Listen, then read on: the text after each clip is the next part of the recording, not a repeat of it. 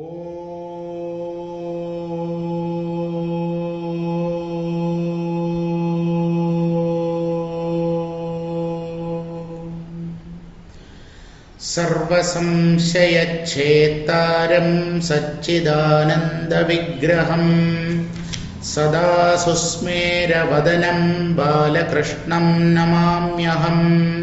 എല്ലാവർക്കും എൻ്റെ വിനീതമായ പ്രണാമം.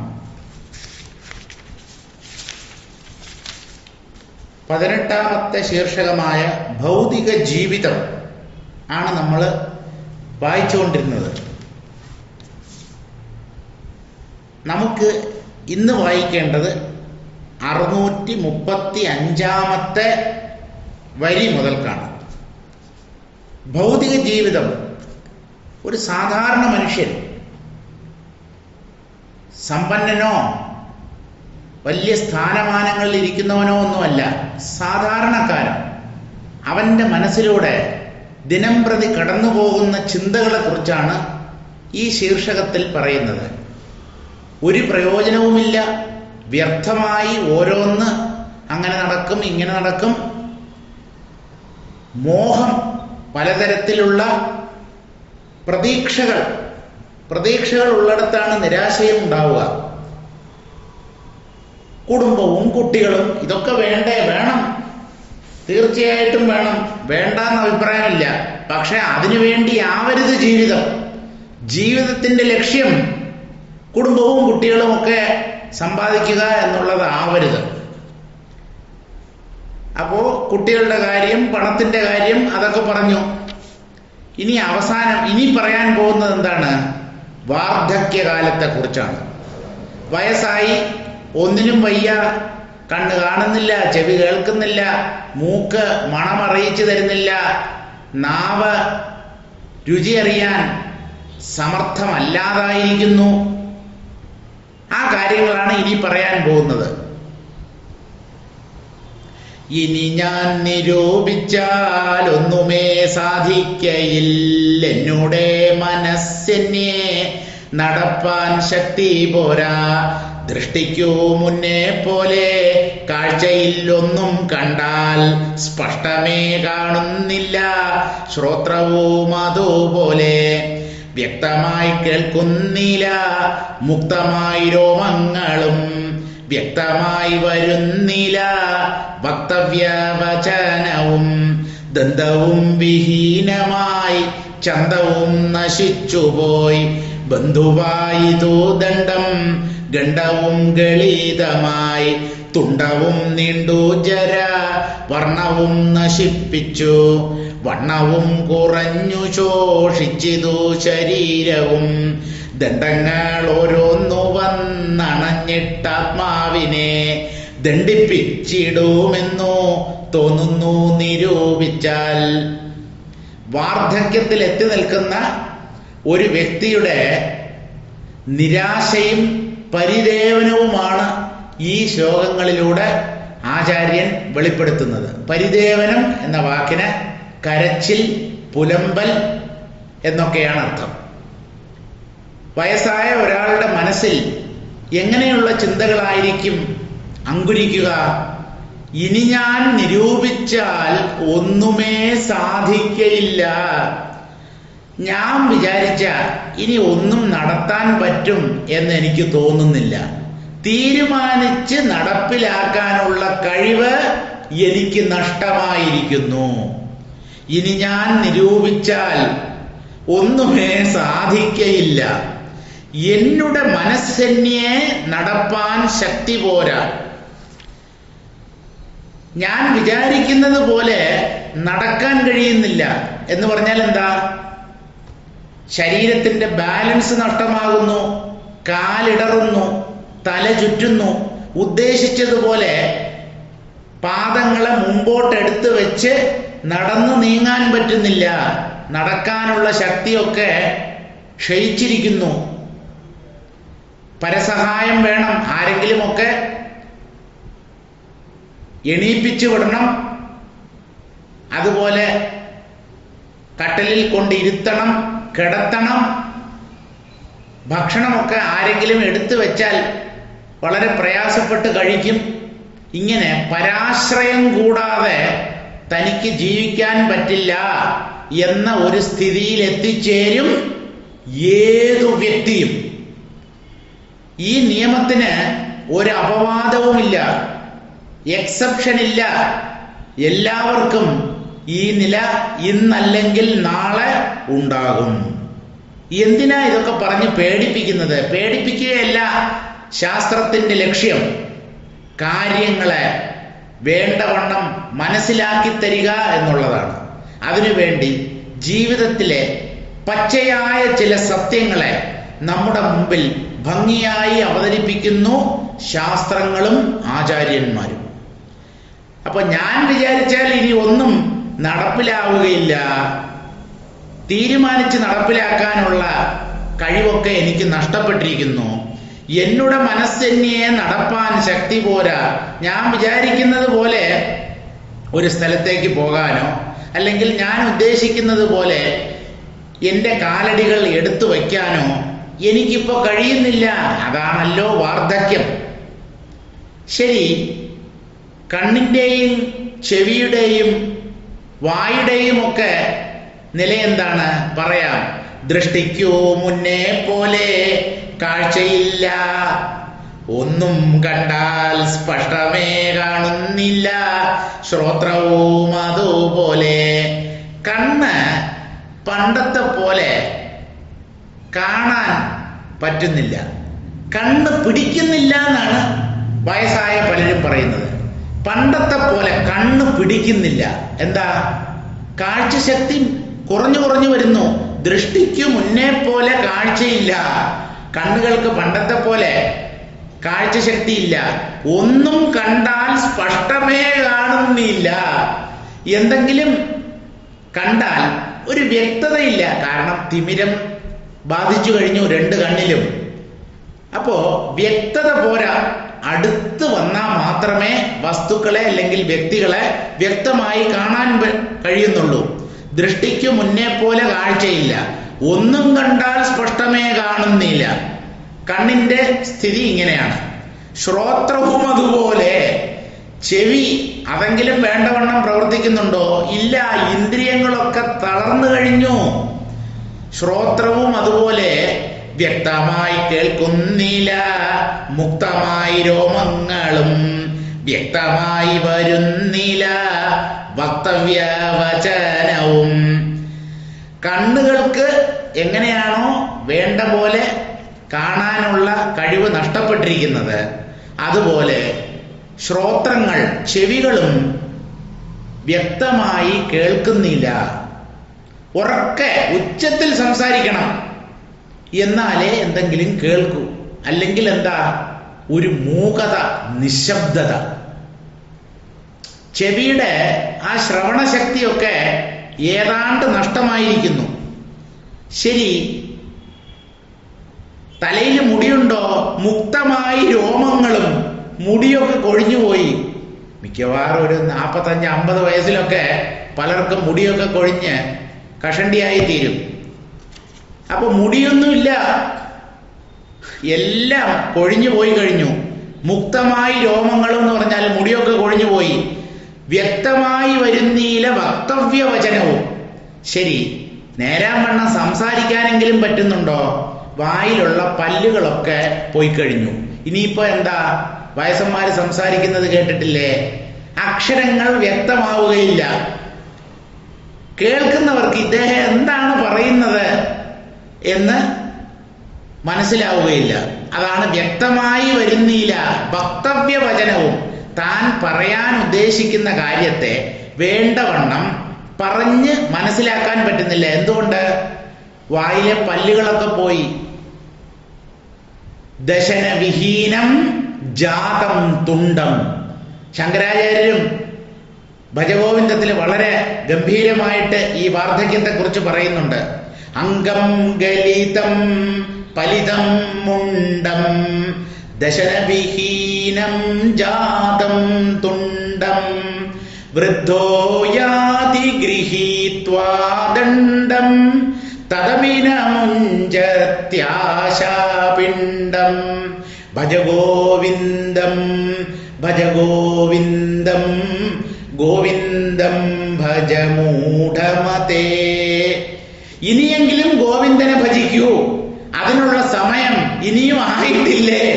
ഈ വാർദ്ധക്യത്തിലും കുടുംബവും കുട്ടികളും പേരക്കുട്ടികളും പണവും ഇതൊക്കെയാണോ നമ്മുടെ ചിന്തയിൽ? അതിനെയൊക്കെ ഉപേക്ഷിക്കാൻ സമയമായില്ലേ മനുഷ്യ എന്നാണ് ചോദിക്കുന്നത്. അംഗം ഗളിതം. ഗളിതം എന്ന് പറഞ്ഞാൽ വിറച്ച് വേച്ച് നടക്കാനേ പറ്റുന്നുള്ളൂ. കാലുകൾക്ക് ബലം പോരാ, കാല് ഉറയ്ക്കുന്നില്ല. അംഗം ഗളിതം. ശരീരമൊക്കെ വല്ലാണ്ട് ക്ഷീണിച്ചിരിക്കുന്നു. മുട്ടുകൾക്ക് പണ്ടത്തെ പോലെ ഭാരം താങ്ങി നിർത്താനുള്ള ശക്തിയില്ല. അതുകൊണ്ടാണല്ലോ കാലുകൾ വിറയ്ക്കുന്നത്. അംഗം ഗളിതം. പലിതം മുണ്ടം. മുടിയൊക്കെ നരച്ചു. ഇവിടെ ആചാര്യൻ പറഞ്ഞത് നരച്ച മുടി പോലുമില്ല, ഒക്കെ കൊഴിഞ്ഞു പോയി എന്നാണ്. ശങ്കരാചാര്യർ പറയുന്നത് താടിയും മീശയും മുടിയും ഒക്കെ നരച്ചു. പലിതം മുണ്ടം. വായില് പല്ലുകളുണ്ടോ? ദശനവിഹീനം ജാതം തുണ്ടം. തുണ്ടം എന്ന് പറഞ്ഞാൽ വായ. വായുടെ ഉള്ളിൽ പല്ലുകളൊക്കെ ഇല്ല. അവിടെ ഒന്നോ രണ്ടോ ഉണ്ട്. അതുകൊണ്ട് ചവയ്ക്കാനും പറ്റില്ല, വേണ്ടവണ്ണം സംസാരിക്കാനും പറ്റില്ല. ദശനവിഹീനം ജാതം തുണ്ടം. അങ്ങനെയുള്ള വൃദ്ധോയാതി ഗൃഹീത്വാ ദണ്ഡം.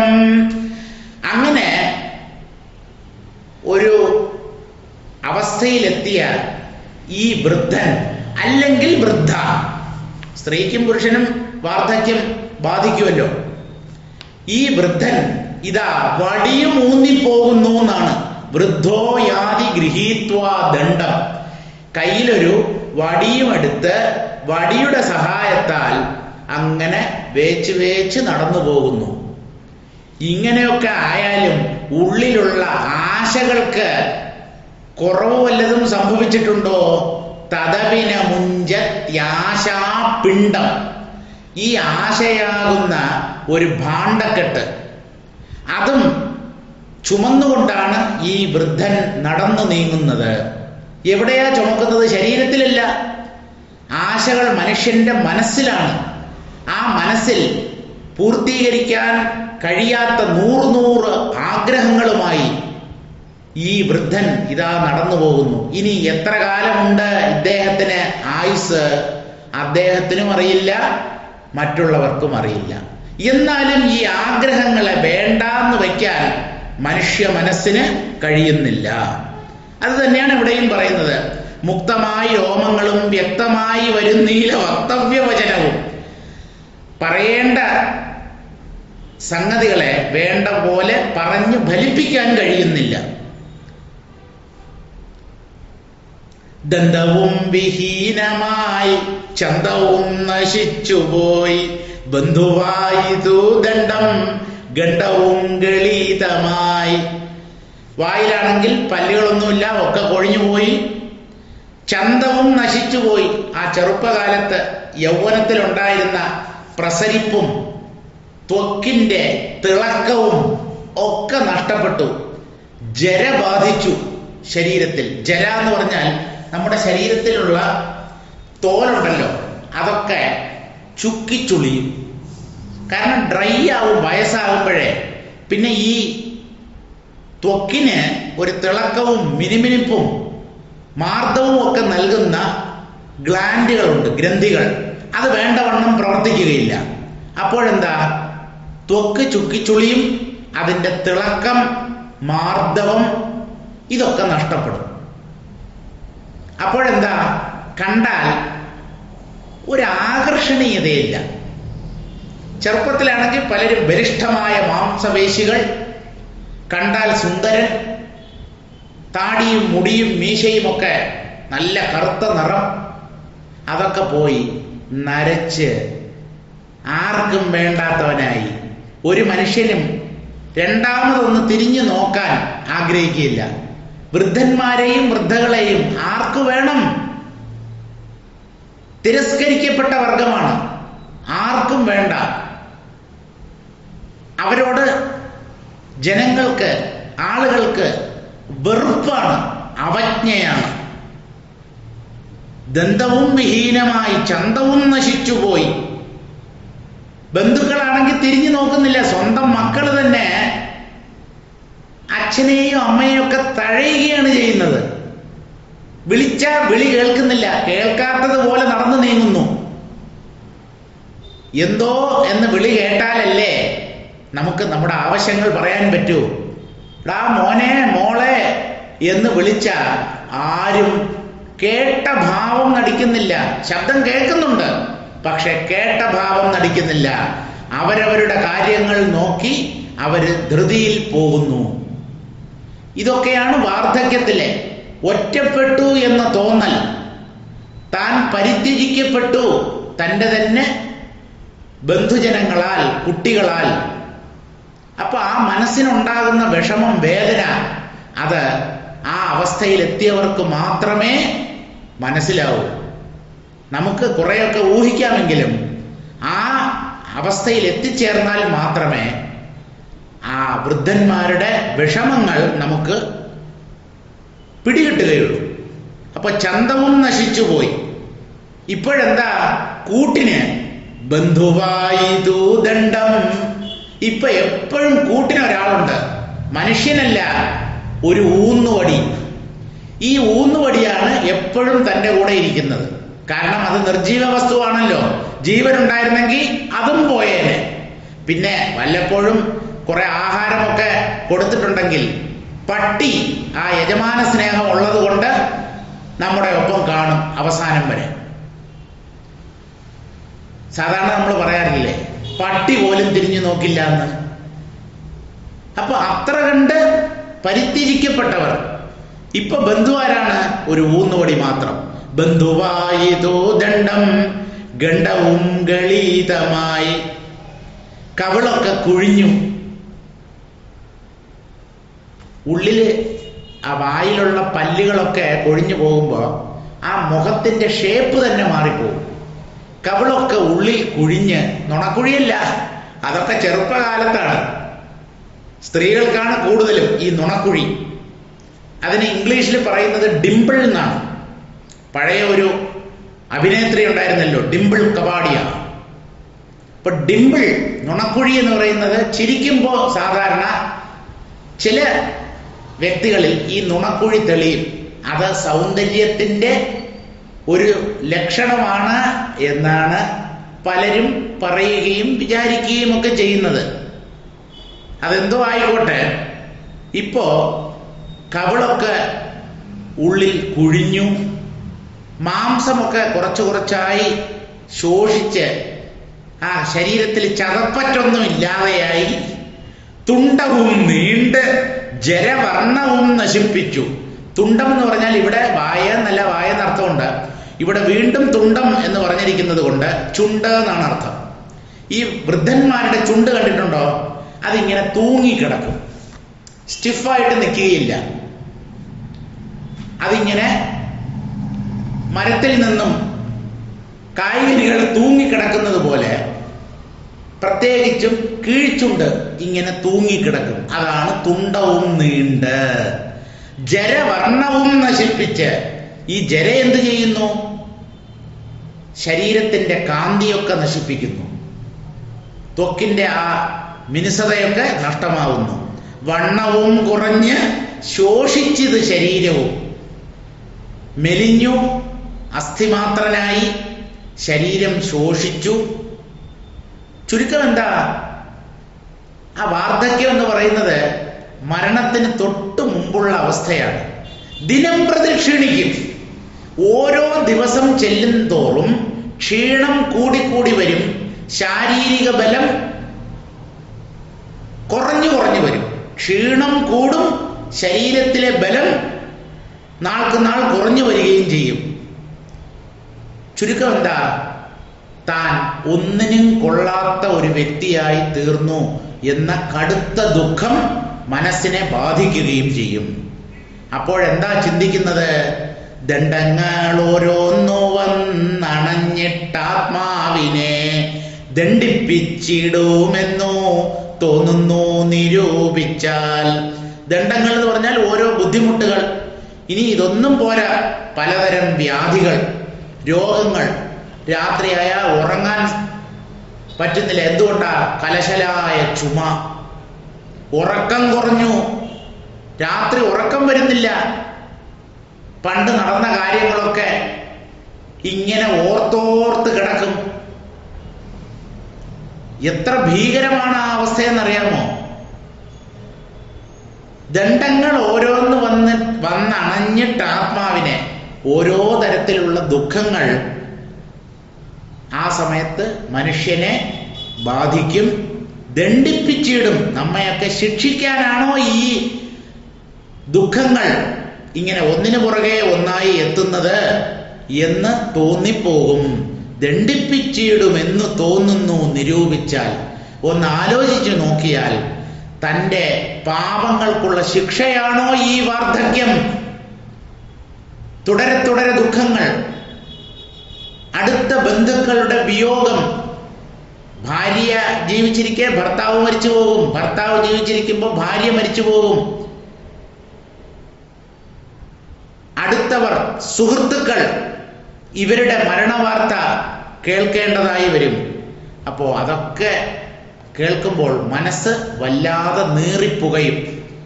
അപ്പോൾ ഇതൊക്കെ അപ്പോഴാണ് മനുഷ്യൻ ആലോചിച്ച് നോക്കുന്നത്, ഞാൻ എന്തു പാപം ചെയ്തിട്ടാണ് എൻ്റെ ഭഗവാനെ ഈ ദുഃഖങ്ങളൊക്കെ ഇങ്ങനെ അനുഭവിക്കുന്നത്?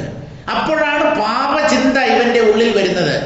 ശരീരത്തിൽ പ്രസരിപ്പും ബലവും ഒക്കെ ഉള്ളപ്പോൾ ഒരിക്കലും പാപം ചെയ്യരുത്, പുണ്യം മാത്രമേ ചെയ്യാവൂ എന്നുള്ള ഒരു വിവേകം മനുഷ്യന്റെ ഉള്ളിൽ ഉണ്ടാവുന്നില്ല. അപ്പോഴെന്താ? അടിച്ചു പൊളിച്ചു ജീവിച്ചു, വരുന്നിടത്ത് വെച്ച് കാണാം എന്നൊരു അഹങ്കാരം ഉള്ളിലുണ്ടായി. പക്ഷേ ഈ വാർദ്ധക്യത്തിലെത്തുമ്പോൾ മനുഷ്യൻ മാനസികമായും ശാരീരികമായും തകർന്നു തരിപ്പണമാകുന്നു. ഇതൊക്കെ നല്ല കാലത്ത് ചിന്തിച്ചാൽ വാർദ്ധക്യം വരില്ലേ? വരും. പക്ഷേ ആ സമയത്ത് മനസ്സിങ്ങനെ തളർന്നു പോകാതെ ഭഗവാനിൽ പൂർണ്ണ വിശ്വാസം അർപ്പിച്ച് ജീവിതത്തിൻ്റെ നശ്വരത മനസ്സിലാക്കി നാം ജീവിച്ചാൽ അവസാനം വാർദ്ധക്യത്തിൽ അനുഭവിക്കേണ്ടി വരുന്ന ദുഃഖങ്ങളുടെ തോത് വളരെ കണ്ട് കുറയ്ക്കാൻ പറ്റും. അതാണ് നല്ല കാലത്ത് ഈ തത്വബോധം ഉറപ്പിച്ചുകൊണ്ട് ജീവിതത്തിൻ്റെ നശ്വരത വേണ്ടവണ്ണം മനസ്സിലാക്കി ജീവിക്കണം എന്ന് പറയുന്നത്. സാരം വായിക്കാം. ഇനി ഞാൻ വിചാരിച്ചാൽ ഒന്നും സാധിക്കുകയില്ല. എനിക്ക് നടക്കാൻ ശക്തി ക്ഷയിച്ചുപോയി. കണ്ണിന് മുമ്പത്തെ പോലെ കാഴ്ചയില്ല. അഥവാ കണ്ടാൽ വ്യക്തമായി കാണുന്നില്ല, ഒന്നും തെളിയുന്നില്ല, അവ്യക്തമായി കാണുന്നു. മൂടൽ മഞ്ഞിലൂടെ നോക്കുമ്പോൾ നമ്മുടെ കാഴ്ച അവ്യക്തമായിരിക്കുമല്ലോ, അതുപോലെയാണ് തോന്നുന്നത്. ഒരാൾ അടുത്ത് വന്നാൽ ആരാണ് എന്നറിയാൻ കഴിയുന്നില്ല. എന്തോ ഒരു മൂടൽ മഞ്ഞ്, ഒരു മറ, ഒരു പുക പോലെ വ്യക്തമായ ആളുകളെ തിരിച്ചറിയാൻ പറ്റുന്നില്ല. കേൾവിയും കുറഞ്ഞു. മുൻപത്തെ പോലെ രോമാഞ്ചവും വരുന്നില്ല. ഇവിടെ രോമാഞ്ചമല്ല, ശരിക്കും മുക്തമായ രോമങ്ങളും എന്നുള്ളതിന് മുടിയും രോമങ്ങളും ഒക്കെ കൊഴിഞ്ഞു പോയിരിക്കുന്നു എന്നാണ്. സംസാരശേഷിയും കുറഞ്ഞു. കാരണം നമ്മൾ പറയുന്നത് മറ്റുള്ളവർക്ക് മനസ്സിലാകുന്നില്ല. എന്താ പറഞ്ഞേ, ഒന്നുകൂടെ പറഞ്ഞേ, ഇങ്ങനെ അവർ ചോദിച്ചുകൊണ്ടിരിക്കും. അക്ഷരസ്ഫുടതയൊക്കെ നഷ്ടപ്പെട്ടെന്ന്, പല്ലില്ലാത്തത് കൊണ്ട് സംസാരം പുറത്തു വരുന്നില്ല. സംസാരശേഷിയും കുറഞ്ഞു. പല്ലുകൾ കൊഴിയുകയും സൗന്ദര്യം നശിക്കുകയും ചെയ്തു. ഇനി ബന്ധുവായിട്ടുള്ളത് വടി മാത്രമാണ്. വടിയാകാൻ പോകുന്നവർക്ക് വടിതാൻ ശരണം, വടി മാത്രം തുണ. ഈ വടി എന്ന് പറയുന്നത് മൂന്നാമത്തെ കാലാണ്. എന്താ? രണ്ട് കാല് ശരീരത്തിന്റെ ഭാരത്തെ താങ്ങാൻ പര്യാപ്തമല്ല. അപ്പോ ഒരു വടിയും കൂടെ സഹായത്തിന് വേണം. അപ്പൊ അതും കൂടെ ഊന്നി അതിൻ്റെ സഹായത്തോടു കൂടിയാണ് വൃദ്ധന്മാർ നടക്കുന്നത്. അപ്പോൾ ബന്ധുവായിട്ടുള്ളത് വടി മാത്രമാണ്. ജലനിമിത്തം ശരീരത്തിൻ്റെ നിറവും പോയി, ശരീരകാന്തി അതൊക്കെ നഷ്ടപ്പെട്ടു. വണ്ണവും കുറഞ്ഞു, ശരീരം തീരെ ശോഷിച്ചുപോയി, ഓരോ തരം രോഗങ്ങൾ വന്ന ആത്മാവിനെ ദണ്ഡിപ്പിക്കുമെന്ന് തോന്നുന്നു. പല അസുഖങ്ങളും വാർദ്ധക്യത്തിൽ ഉണ്ടാവും. ചെറുപ്പത്തിലാണെങ്കിൽ ആ രോഗങ്ങളുടെ ആഘാതത്തെ നമുക്ക് താങ്ങാൻ പറ്റും, സഹിക്കാൻ പറ്റും. ശരീരത്തിൽ ബലം കുറയുന്നത് കൊണ്ട് വാർദ്ധക്യത്തിൽ പ്രതിരോധശേഷിയും കുറയും. ചെറിയ എന്തെങ്കിലും വേദനയോ മറ്റോ വന്നാലും അത് സഹിക്കാൻ നമുക്ക് പറ്റാതായി തീരും. അപ്പോൾ ഇതെല്ലാം കൂടെ വന്ന് എന്നെ ശിക്ഷിക്കുകയാണോ? ഈ വാർദ്ധക്യവും വാർദ്ധക്യത്തിലെ രോഗങ്ങളും ഇന്ദ്രിയങ്ങളുടെ തളർച്ചയും എല്ലാം എന്നെ പീഡിപ്പിക്കാനായി എത്തുന്നവരാണോ എന്ന് തോന്നുന്നു എന്നാണ്. തീർന്നോ മനുഷ്യന്റെ ഉള്ളിലുള്ള ചിന്തകൾ? ഇല്ല. എണ്ണുകിൽ വയസ്സുമോരെഴുപത്തഞ്ചാമിപ്പോൾ, ഇനിമേലെത്ര ഇരിപ്പുണ്ടെന്നും അറിഞ്ഞില്ല. എന്നുടെ കാലം കഴിഞ്ഞാൽ ഇവരെന്നെ പോലെ തന്നെ ഈ പരാധീനം രക്ഷിച്ചു പൊറുക്കുമോ? തങ്ങളിൽ വാശി പിടിച്ചന്യായ സ്ഥലത്തെത്തി ഇന്നു ഞാൻ നേടി വച്ച ദ്രവ്യങ്ങൾ കളയുമോ? എങ്ങനെ വരുമെന്നതറിഞ്ഞില്ലെന്നാകിലും ഇന്നു ഞാൻ ചെയ്യേണ്ടതു ചെയ്യണം. എന്നാലിപ്പോൾ എണ്ണുകിൽ വയസ്സും 75 ഇപ്പോൾ. തൻ്റെ ജനനത്തീയതി വെച്ച് തൻ്റെ പ്രായം എത്രയായി എന്നൊന്ന് ചിന്തിച്ചാൽ 75 വയസ്സായി. പലർക്കും അഭിമാനമാണ്. ഈ വയസ്സ് കൂടുക എന്ന് പറഞ്ഞു കഴിഞ്ഞാൽ എന്തോ വലിയ കാര്യമാണ് എന്നാണ് പലരുടെയും വിചാരം. ജനിച്ച എല്ലാവർക്കും ഓരോ കൊല്ലം കഴിയുമ്പോൾ ഓരോ വയസ്സ് കൂടും. അതിൽ അത്ഭുതപ്പെടാനൊന്നുമില്ല. വയസ്സ് കൂടി എന്നുള്ളത് കൊണ്ട് ആരാധ്യനായി തീർന്നു എന്നൊന്നും വിചാരിക്കണ്ട. കഴുതയും ദീർഘകാലം ജീവിച്ചിരുന്നാൽ അതിനും വയസ്സാവും. അതുകൊണ്ട് കഴുത മറ്റുള്ളവർക്ക് ബഹുമാന്യനായി തീരുമോ? ഇല്ല. അതുപോലെ തന്നെയാണ് മനുഷ്യന്റെയും സ്ഥിതി. വയസ്സ് കുറെ കൂടി, കഴുതയുടെ സ്വഭാവം അതുപോലെ തന്നെ.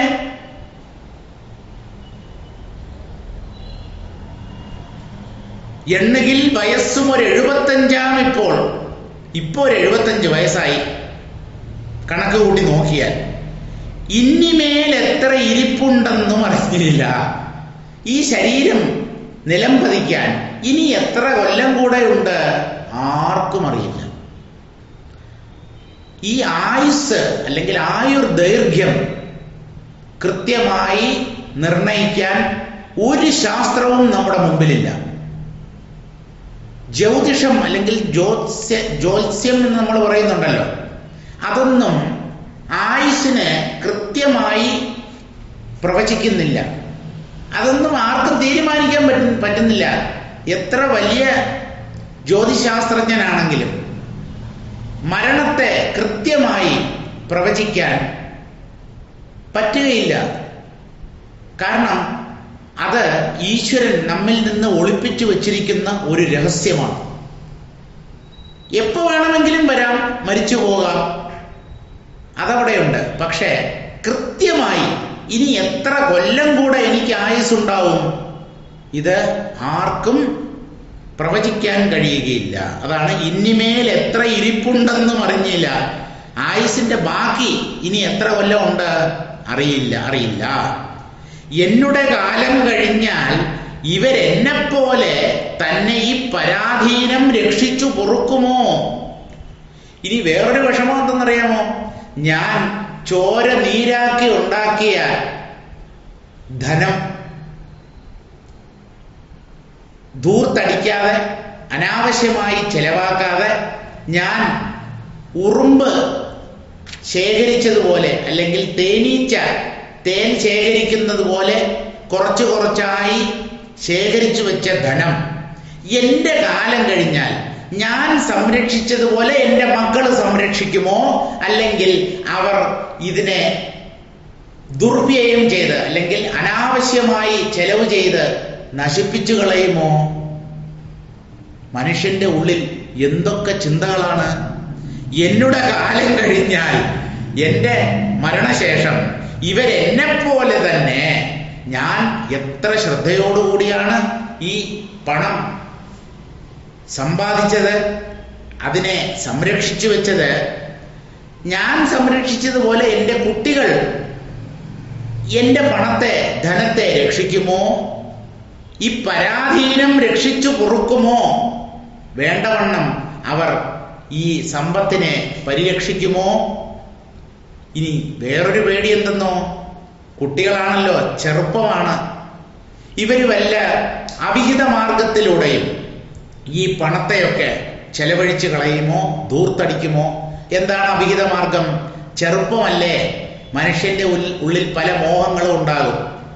വിവാഹത്തിലൊക്കെ നോക്കിക്കൊണ്ടിരിക്കുന്നു, ഒന്നും ഒത്തുവരുന്നില്ല. അപ്പോഴെന്താ, വല്ല വേശ്യകളുടെയും സമീപത്തിൽ ചെന്നെത്തും. അവരോടൊപ്പം കുറച്ചു നേരം സന്തോഷമായി ചെലവഴിക്കും. അവർക്കാണെങ്കിൽ കാശ് കൊടുക്കണം, പൈസയ്ക്ക് വേണ്ടിയാണ് അവർ ഈ തൊഴിൽ ചെയ്യുന്നത്. ഇങ്ങനെ വല്ല അഭിസാരികമാരുടെയും അടുത്ത് ചെന്ന് അല്പനേരത്തെ സുഖത്തിനു വേണ്ടി ഞാൻ ശേഖരിച്ചു വെച്ച ഈ പണത്തെ മുഴുവൻ എൻ്റെ മക്കൾ പാഴാക്കി കളയുമോ? ഇതാണ് വൃദ്ധന്മാരുടെയൊക്കെ മനപ്രയാസം.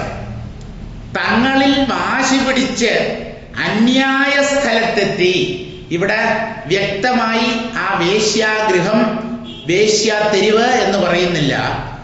വാശി പിടിച്ചുകൊണ്ട് എന്ന് പറഞ്ഞാൽ ഞാൻ മുമ്പേ എന്ന് മാത്സര്യത്തോടുകൂടി അന്യായ സ്ഥലത്തെത്തി. അന്യായ സ്ഥലം എന്ന് പറഞ്ഞാൽ വ്യഭിചാരിണികളുടെ വീട് അല്ലെങ്കിൽ അവർ താമസിക്കുന്ന സ്ഥലം.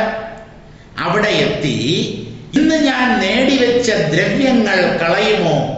ഞാൻ സമ്പാദിച്ചു വെച്ച സ്ഥാവര ജംഗമ സ്വത്തുക്കളെയൊക്കെ ഇവർ ചെലവാക്കി വീടും നിലവും പുരയിടവുമൊക്കെ വിറ്റുപെറുക്കി ഈ പണമൊക്കെ ഈ അഴിഞ്ഞാട്ടക്കാരികൾക്ക് കൊണ്ട് കൊടുത്ത് ആ പണമൊക്കെ നഷ്ടപ്പെട്ടു പോകുമോ? വൃദ്ധന്റെ മനോവ്യഥയാണ്. എങ്ങനെ വരുമെന്നതറിഞ്ഞില്ലെന്നാകിലും എൻ്റെ മക്കൾ എന്താണ് ചെയ്യാൻ പോകുന്നത് എന്നുള്ളതിനെ കുറിച്ച് എനിക്ക് യാതൊരു പിടിയുമില്ല. അപ്പൊ എങ്ങനെ വരും എൻ്റെ സമ്പത്തുകളുടെ ഭാവി, അല്ലെങ്കിൽ ആ സമ്പത്തിന്റെ വിധി എന്താവും എന്ന് എനിക്കറിയില്ല.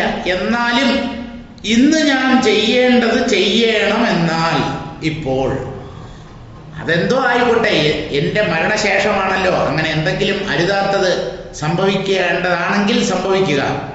ഞാൻ ഇപ്പോൾ ചെയ്യേണ്ടത് ചെയ്യാം എന്ന് പറഞ്ഞാൽ എന്താ, ഈ സമ്പത്തിനെ പരമാവധി സംരക്ഷിക്കാൻ വേണ്ടി എന്നാൽ കഴിയുന്നതൊക്കെ ഈ വയസ്സുകാലത്ത് ഞാൻ ചെയ്യാം.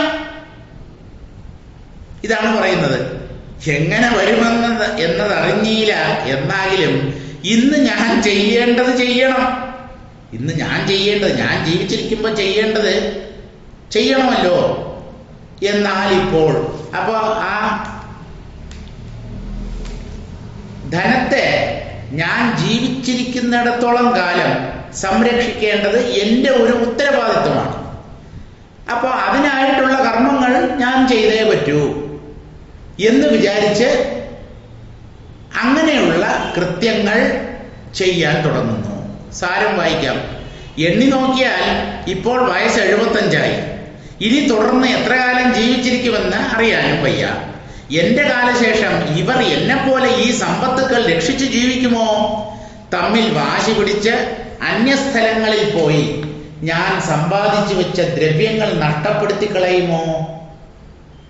പണം ധൂർത്തടിക്കാൻ മാർഗങ്ങൾ പലതാണ്.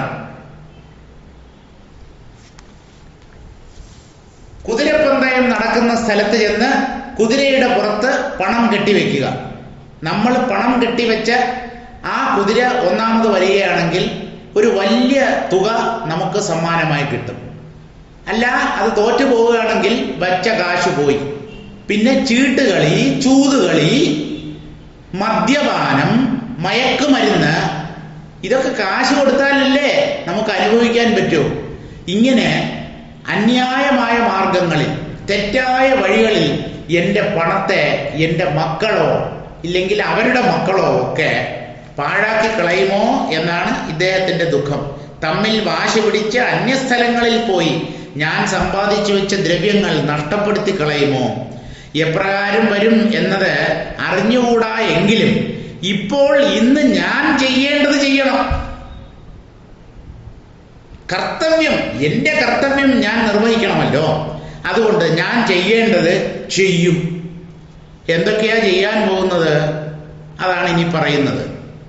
എന്നുടെ ഗൃഹങ്ങളിൽ ഞാൻ പുലർത്തേണ്ടുന്നവരൊന്നൊഴിയാതെ പാർത്താൽ 80 പേരുണ്ടല്ലോ. എന്നതിൽ വിശേഷമുണ്ടെൻ മകനിളയവൻ. എന്നോടുകൂടി ഭുജിച്ചല്ലാതെ തൃപ്തി വരാ. നന്ദനന്മാർക്കു വേണ്ടുന്ന ആഭരണങ്ങളെല്ലാം നന്നായി തീർപ്പിച്ചു നൽകിടിനേനിനി അതിൽ. മൂത്തവൻ തൻ്റെ മകൻ തനിക്കായൊരു വള തീർപ്പിച്ചു നൽകിയിടണം, അതിനുണ്ടുപായവും.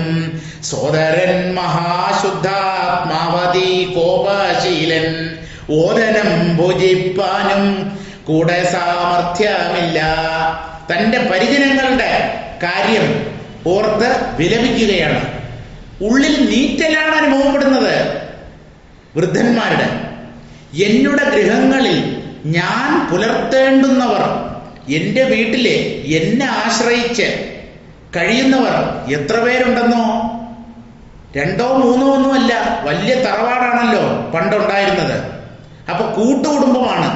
അപ്പൊ എന്നെ ആശ്രയിച്ച് ഇപ്പൊ എത്ര പേരുണ്ട്?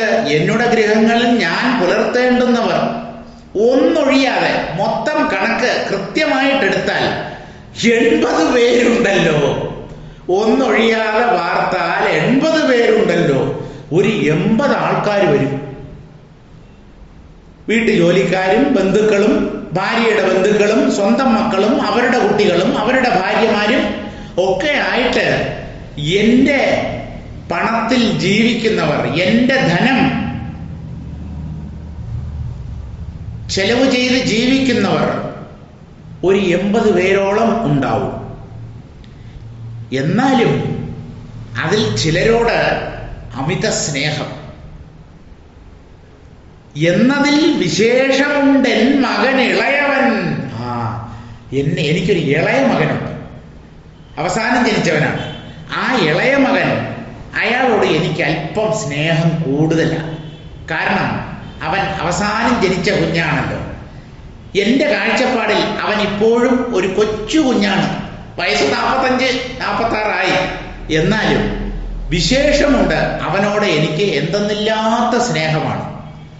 ആ സ്നേഹം കാരണം ഞാൻ എന്ത് ചെയ്യുമെന്നറിയാമോ? എന്നതിൽ വിശേഷമുണ്ടെൻ മകനിളയവൻ. എന്നോടുകൂടെ ഭുജിച്ചല്ലാതെ തൃപ്തി വരാ. പണ്ട് മുതലേ ഉള്ള ശീലമാണെന്നേ. ഞാൻ ഊണ് കഴിക്കുമ്പോൾ എൻ്റെ ഇളയ മകനും എൻ്റെ ഒപ്പം ഉണ്ടാവണം. ഞങ്ങൾ രണ്ടുപേരും ഒരുമിച്ചിരുന്നാണ് ഊണ് കഴിക്കുക. ഇപ്പോഴും ആ ഒരു സിസ്റ്റം ഞങ്ങൾ തുടരുന്നു. അല്ലാതെ ആ ഇളയവൻ എൻ്റെ കൂടെ ഇല്ലാതെ ഊണ് കഴിക്കാൻ എനിക്ക് തോന്നുന്നില്ല. ഉണ്ടതുപോലെ ആവില്ലെന്നേ അവനൊപ്പമില്ലെങ്കിൽ. അതാണ്, അവൻ എന്നോട് കൂടെ ഭുജിച്ചല്ലാതെ, ആ ഇളയവൻ എൻ്റെ കൂടെ ഇരുന്ന് ആഹാരം കഴിച്ചാലല്ലാതെ തൃപ്തി വരാൻ എനിക്ക് ഒരു സന്തോഷമോ മനസ്സിന് തൃപ്തിയോ ഇല്ല. ഊണ് കഴിച്ചതിൻ്റെ ഒരു സുഖം കിട്ടുകയില്ല. അപ്പോ ഇളയ മകനോട് അമിതമായ സ്നേഹം. കുട്ടികളോട് സ്നേഹം വേണം. എന്നാലും ചിലതിലൊക്കെ നമ്മുടെ മനസ്സ് വല്ലാണ്ട് പറ്റിപ്പിടിക്കും. അതാണ് നമുക്ക് എന്തെന്നില്ലാത്ത ദുഃഖം ഉണ്ടാക്കി തീർക്കുന്നത്. ഇനി എന്താ? നന്ദനന്മാർക്കു വേണ്ടുന്ന ആഭരണങ്ങളെല്ലാം നന്നായി തീർപ്പിച്ചു നൽകിടിനേനി അതിൽ. എൻ്റെ മക്കൾക്ക് കൊടുക്കേണ്ടതൊക്കെ ഞാൻ നേരത്തെ തന്നെ വീതം വെച്ച് കൊടുത്തു കഴിഞ്ഞു. നന്ദനന്മാർക്ക് വേണ്ടുന്ന ആഭരണങ്ങളെല്ലാം, ഭാര്യ മരിച്ചുപോയി, ഭാര്യയുടെ കുറെ ഉരുപ്പടികളുണ്ട്, സ്വർണ്ണാഭരണങ്ങൾ, അതൊക്കെ കുട്ടികൾക്ക് ഞാൻ നേരത്തെ തന്നെ വീതം വെച്ച് കൊടുത്തു. ഞാൻ എന്തിനാ ഈ വയസ്സുകാലത്ത് ഇതൊക്കെ പൊത്തിപ്പിടിച്ചിരിക്കുന്നത്? ഒക്കെ വീതം വെച്ച് കൊടുത്തു കഴിഞ്ഞെന്നേ. നന്ദനന്മാർക്കു വേണ്ടുന്ന ആഭരണങ്ങളെല്ലാം നന്നായി തീർപ്പിച്ച് നൽകിയിടിനേനി അതിൽ. ഉള്ളത് കുറെയൊക്കെ വീതം വെച്ച് കൊടുത്തു. എന്നാലും പോരാ എന്ന് തോന്നി. കുറെ ആഭരണങ്ങൾ പുതിയതായി ഉണ്ടാക്കി തീർപ്പിച്ച് കുട്ടികൾക്കൊക്കെ കൊടുത്തു. വളയും മാലയും ഒക്കെ കുട്ടികൾക്കും കുട്ടികളുടെ ഭാര്യമാർക്കും, മരുമകൾ ഉണ്ടാവുമല്ലോ, അവർക്കൊക്കെ ആയിട്ട് വീതിച്ചു കൊടുത്തു. ഇനി ഒരാഗ്രഹമുണ്ട്. അതെന്താണെന്നോ? മൂത്തവൻ തൻ്റെ മകൻ തനിക്കായൊരു വള തീർപ്പിച്ചു നൽകിയിടണം അതിനുണ്ടുപായവും. ഈ വയസ്സായവർക്ക് കുട്ടികളോടുള്ളതിനേക്കാളും സ്നേഹം പേരക്കുട്ടികളോട് തോന്നും. അടുത്ത തലമുറ, ഒന്നിടപെട്ടുള്ള തലമുറയുണ്ടല്ലോ, മക്കളോട് സ്നേഹമുണ്ട്, പക്ഷേ അതിനേക്കാളും സ്നേഹമാണ് മക്കളുടെ മക്കളോട്, പേരക്കുട്ടികളോട്. മായയാണെന്നേ ഇത്. മോന്റെ മോൻ, അയ്യോ എൻ്റെ പേരക്കിടാവോ, എൻ്റെ മോളുടെ മോനുണ്ട്, അവൻ എപ്പോഴും അപ്പൂപ്പ അപ്പൂപ്പ എന്നുള്ള ചിന്തയാണ്.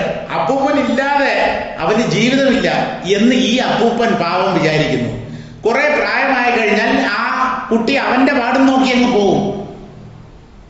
ഈ അപ്പൂപ്പൻ മരിച്ചു പോവുകയും ചെയ്യും. എന്തിന് ഈ മാനസികമായി ഒട്ടിപ്പോകുന്നു? പേരക്കുട്ടികളോട് സ്നേഹം കാണിക്കണ്ടെന്നല്ല ഈ പറഞ്ഞതിന്റെ അർത്ഥം. നമ്മുടെ മനസ്സിനെ ഇങ്ങനെയുള്ള കാര്യങ്ങളിൽ സമർപ്പിക്കരുത്. എപ്പോഴാണ് നമ്മൾ ഈശ്വരനായി നമ്മുടെ മനസ്സിനെ സമർപ്പിക്കുക? എപ്പോഴാണ് നമ്മൾ ആത്മവിചാരം ചെയ്യുക? അതൊക്കെ നല്ല കാലത്ത് വേണം. വാർദ്ധക്യത്തിൽ ചെയ്യാമെന്ന് വിചാരിച്ച് മാറ്റിവെക്കരുത്. ജീവിതം മുഴുവൻ നമ്മൾ എന്താണോ ശീലിച്ചിരിക്കുന്നത് അതേ വാർദ്ധക്യത്തിലും നമ്മുടെ മനസ്സിൽ പൊന്തി വരികയുള്ളൂ. അതാണ്, നോക്കൂ, മൂത്തവൻ തൻ്റെ മകൻ തനിക്കായി ഒരു വള, ഒരു സ്വർണ്ണ വള മൂത്ത മകന്റെ മകന്, ആ പേരക്കുട്ടിക്ക് തീർപ്പിച്ചു നൽകിയിടണം, ഉണ്ടാക്കി കൊടുക്കണം. തട്ടാൻ്റെ അടുത്ത് കൊടുത്തിട്ടുണ്ട് വളയുണ്ടാക്കാൻ. അതൊന്ന് തീർപ്പിച്ച് ഉണ്ടാക്കി പണി കഴിപ്പിച്ച് മകന്റെ മകന് കൊടുക്കണം. അതിനുണ്ട് ഉപായവും. അതിനുള്ള സാമ്പത്തിക ശേഷിയൊക്കെ എനിക്കുണ്ട്.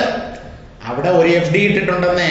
ആ FD മെച്ചൂർ ആകുമ്പോൾ ആ പൈസ എടുത്ത് ആ വളയും ഒക്കെ തീർപ്പിച്ച് ആ പേരക്കുട്ടിക്ക് കൊടുത്ത് അപ്പൂപ്പന് സന്തോഷമാവും. ഇങ്ങനെ വിചാരിക്കുന്നു. ഇനി ഒരു സഹോദരനുണ്ടല്ലോ, അയാളുടെ കാര്യമോ? അത് വേറൊരു കഥയാണ്. സോദരൻ മഹാശുദ്ധാത്മാവതി കോപാശീലൻ. ഒരു അനിയനുണ്ട്, പണ്ട് മുതലേ എൻ്റെ കൂടെയാണ്. ശുദ്ധാത്മാവാണ്, പാവമാണ്, അവന് വലിയ സാമർഥ്യമൊന്നുമില്ല. പക്ഷേ അതികോപശീലൻ. മൂക്കിന്റെ തുമ്പത്താണ് ശുണ്ഠി. മഹാകോപിഷ്ഠനാണ്. ശുദ്ധാത്മാവാണ്, പക്ഷേ ഭയങ്കര ദേഷ്യക്കാരനാണ്. ശുദ്ധാത്മാവ് അതികോപശീലൻ. അവന്റെ കാര്യം പറഞ്ഞ വലിയ കഷ്ടമാണ്. എന്താ? ഓദനം ഭുജിപ്പാനും കൂടെ സാമർഥ്യമില്ല. ഒരു മന്ദബുദ്ധിയായ അനുജൻ. അവന് തനിയെ ചോറ് വാരി തിന്നാൻ പോലുമുള്ള കഴിവില്ല, സാമർഥ്യമില്ല. ആരെങ്കിലുമൊക്കെ ചോറ് ഉരുള അവന് ഊട്ടിക്കൊടുക്കണം. എന്താ? Mentally retarded. മാനസിക വളർച്ചയില്ലെന്നേ. മാനസിക രോഗിയോ മറ്റോ ആണ്. പക്ഷെ എന്താ? കൂടപ്പിറപ്പായി പോയില്ലേ അനിയൻ. അവൻ നല്ലവനാണ്, മഹാശുദ്ധനാണ്. പക്ഷെ ഈ മന്ദബുദ്ധികൾക്കെല്ലാം അമിതമായ കോപവും ഉണ്ടായിരിക്കും. മഹാശുദ്ധാത്മാവ് അതികോപശീലൻ, ഭയങ്കര ദേഷ്യക്കാരനാണ്. ഓദനം ഭുജിപ്പാനും കൂടെ സാമർഥ്യമില്ല. ഓദനം എന്ന് പറഞ്ഞാൽ ചോറ്, അന്നം. അന്നം തനിയെ വിളമ്പി അത് തനിയെ കഴിക്കാനുള്ള സാമർഥ്യമോ ബുദ്ധിശക്തിയോ ഒന്നും അവനില്ല. ചോറെടുത്ത് പ്ലേറ്റിലിട്ട് ഊണ് കഴിക്കാൻ വലിയ ബുദ്ധിശക്തി ഒന്നും വേണ്ടല്ലോ. പക്ഷേ അതിനു പോലും അവന് ശക്തിയില്ല. അത്ര കണ്ട് മന്ദബുദ്ധിയാണ് അവൻ. അപ്പോ ഞാനുള്ള കാലത്തോളം അവനെ പരിരക്ഷിക്കും. എൻ്റെ കാലം കഴിഞ്ഞാൽ ഈ മന്ദബുദ്ധിയായ അനിയന്റെ ഗതി എന്താവും? ഓരോരുത്തർക്കും ഓരോ തരം ദുഃഖങ്ങളാണെന്നേ. ഓരോന്നിനെ ചിന്തിച്ചുകൊണ്ടാണ് ഓരോരുത്തർ കഴിയുന്നത്. ചുരുക്കം എന്താ? ആർക്കും സമാധാനമില്ല വാർദ്ധക്യത്തിൽ. അത് നമുക്ക് തീർത്തു പറയാം. സാരം വായിക്കാം. എൻ്റെ ഗൃഹത്തിൽ 80-ൽ പരം ആളുകളെ ഞാൻ പുലർത്തേണ്ടതായിട്ടുണ്ട്. എന്നാൽ അതിൽ വിശേഷമുള്ളത് എൻ്റെ ഇളയ മകനാണ്. എന്നതിൽ വിശേഷം ഉണ്ടെൻ മകൻ ഇളയവൻ എന്ന് പറഞ്ഞാൽ അവിടെ മകന്റെ മകനല്ല, ഇളയ മകൻ, അതായത് സ്വന്തം മക്കളിൽ ഏറ്റവും അവസാനം ജനിച്ചവൻ. അവന്റെ കൂടെ ആഹാരം കഴിച്ചാലേ എനിക്ക് തൃപ്തി വരൂ. ഞങ്ങൾ രണ്ടുപേരും ഒരുമിച്ചിരുന്നാണ് ഊണ് കഴിക്കുക. പുത്രന്മാർക്ക് വേണ്ടുന്ന ആഭരണങ്ങളെല്ലാം നന്നായി തീർപ്പിച്ചു നൽകി കഴിഞ്ഞു. ഇനി അതിൽ മൂത്ത മകന്റെ മകന് ഒരു വള തീർപ്പിച്ചു കൊടുക്കണം. മനുഷ്യന്റെ ഉള്ളിൽ വരുന്ന ചിന്തയാണ്.